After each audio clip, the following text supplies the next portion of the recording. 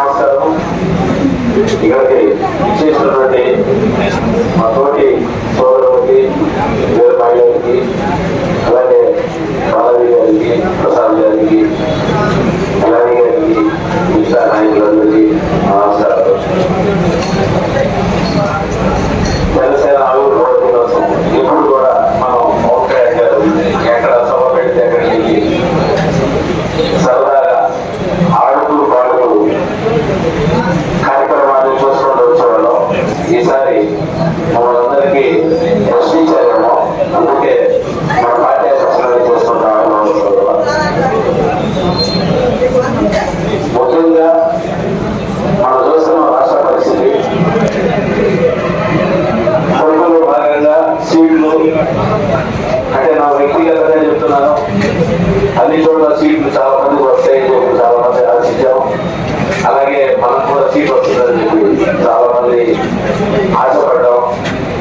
పరిస్థితులకు అనుగుణంగా పవన్ కళ్యాణ్ గారే ఒక చోటు దిగి అందరికీ న్యాయం చేయాలనే ఉద్దేశంతో పైన ఆయన చూస్తున్న మన పరిస్థితి రాష్ట్రాలను సీట్లు తగ్గించుకుంటూ ఎవరిని నొప్పించకుండా 21 స్థానాల్లో పోటీకి సిద్ధపడ్డారు. అలాగే అందులో భాగంగానే మనకు కూడా ఒక అవకాశం వస్తుందేమోనని ఆశ ఇప్పుడు కూడా ఉంది. కానీ అధ్యక్షులు వారి నిర్ణయాన్ని గౌరవించారు కాబట్టి గౌరవిస్తూ ముఖ్యంగా రేపు ఎవరిని ప్రకటించినా కూటమి యొక్క అభ్యర్థికి అందరం కలిసి పనిచేస్తామని చెప్పి ఈ సభా వేదికంగా చాలా మంది చాలా సందేహాలు జిల్లాని గారికి ఒక మాట చెప్పాలనుకున్నాను. సార్, మీరు కూటమిలో సీటు వచ్చినా ఆనందమే, రాకపోయినా ఆనందమే, కలిసి పనిచేస్తామని చెప్పారు. అదే విధంగా సీటు ఎవరు వచ్చినా మేము జనసేన పార్టీ తరఫు నుంచి మీ ఆధ్వర్యంలోనే కూటమి అభ్యర్థికి విజయానికి కృషి చేస్తామని చెప్పేసి ఈ సభాముఖంగా తెలియజేస్తున్నాం. అలాగే మేమందరం మీ తోడుగా ఉంటాం.